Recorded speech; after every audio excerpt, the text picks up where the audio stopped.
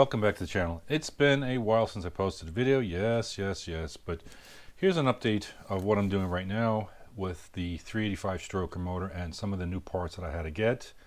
And I figured I'd share it with everybody here and show some transparency and also compare parts from Speedmaster and from the other aftermarket parts that we're using right now.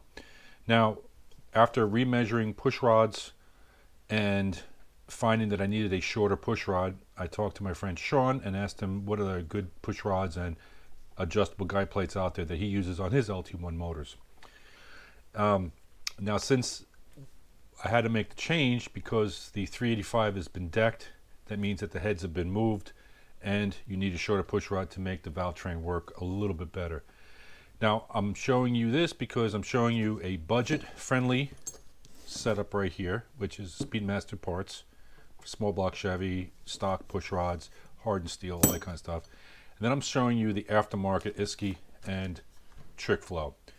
And of course we had to go with a shorter push rod, which is a 7/150 push rod instead of the 7.2, which is standard on OEM roller LT1 L98 engines. Now, Sean, he's a great contributor to a lot of the LT1 boards out there. You all know him. He has a green Firebird from an old friend of ours, Fred, and a bunch of other stuff. So he's been working on this LT1 junk just as long as I have, and he has more experience with the higher end parts and racing than I do. So I contacted him to get some advice. Not too proud to beg, Sean. Okay, so let's get back to the parts in hand that I'm comparing here. Now, he gave me this part number from Isky for the adjustable guide plates, 200 AGP.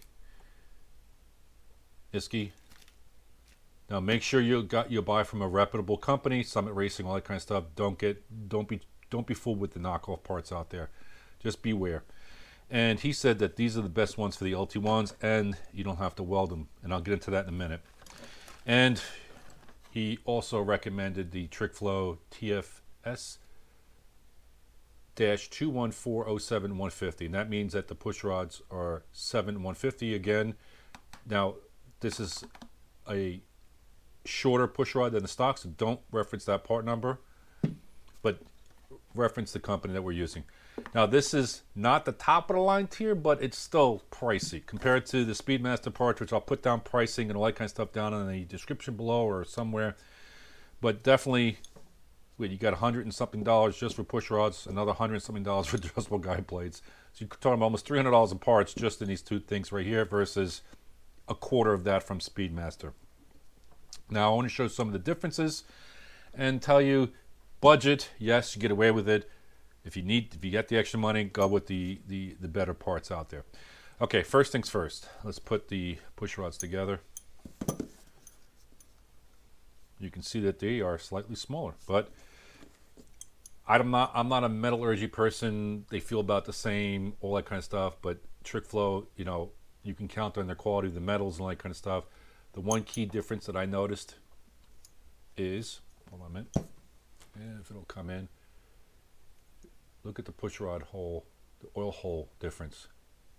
Much bigger than the Speedmaster stuff. They have this dimple in here. I don't know why they do this, but Trick Flow is just a solid, heavy-duty rocker. A push rod that you're going to need for the double valve springs that I have, plus deflects less than I would assume a Speedmaster part. I don't know that, but I'm going to go with a trusted part like this for this particular application. 0.80 wall thickness, guaranteed. They say this is about the same. I don't know, but I'm not going to cut it apart to find out because I want to use this on a different project. Now, let's get with the adjustable guide plates. And then after I talk about this, I'm going to go back to the engine. I'm going to show you how well they fit. Now, I made the Speedmaster adjustable guide plates work with the LT1. And if you notice, I had to modify them a little bit, get them to work. And the footprint of the Speedmaster adjustable guide plate is a little bit bigger than the Isky ones, but these fit a lot better out of the box without modification. Bolt them in, all that kind of stuff.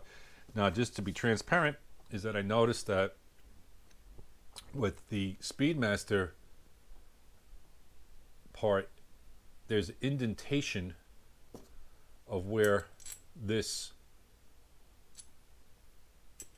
stud actually pushed down and tightened down, and you can see and you can feel the indentation of the metal. Now this has been on and off the motor a few times, and there's nothing. So it's definitely a harder material part per se. And again, on a budget, not on a budget. So sometimes you got to spend the money, or if you are upgrading to, and if you want some big power, you got to, as Sean says, you got to do the big boy numbers and pay, you know. So yeah, and the one last thing too is that if you look at the difference here,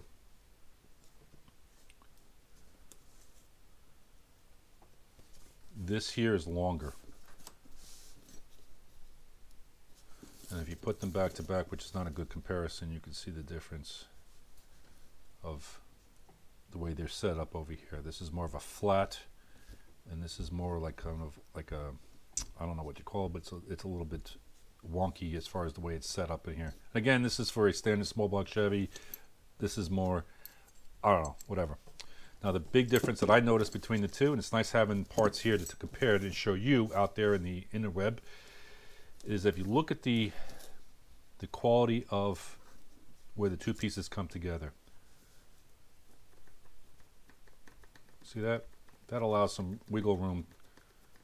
So I knew going into using the Speedmaster parts, I'm going to have to check them a little bit closer and keep an eye on them after the motor's running a few thousand miles and all that kind of stuff.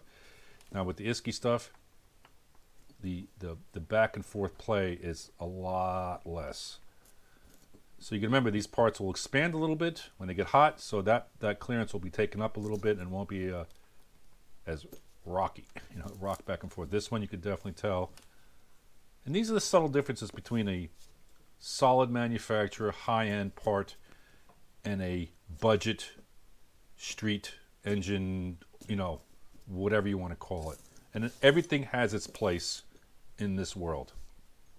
And we're still going to use the rocker arm studs from Speedmaster. They fit really well, and they don't seem to have any problems.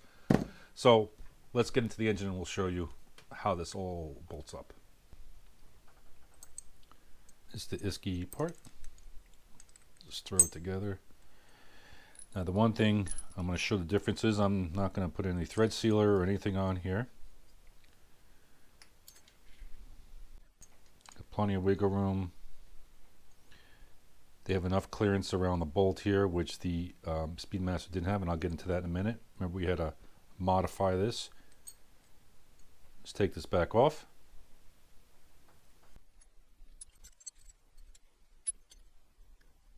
Okay. Now this one here, oops, we had a grind for this side here so we can fit this correctly. And also over here we had to grind down a little bit on the other side of the head to fit. With the Isky parts, you don't have to do any of that. Thread sealer.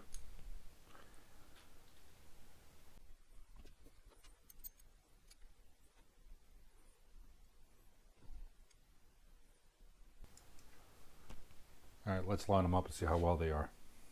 I want to show you how well they line up here. Look at that. Now these haven't been totally adjusted, but you can get the idea.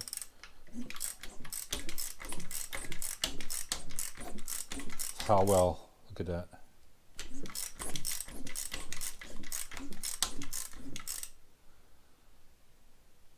How straight they are. I'm gonna take these off.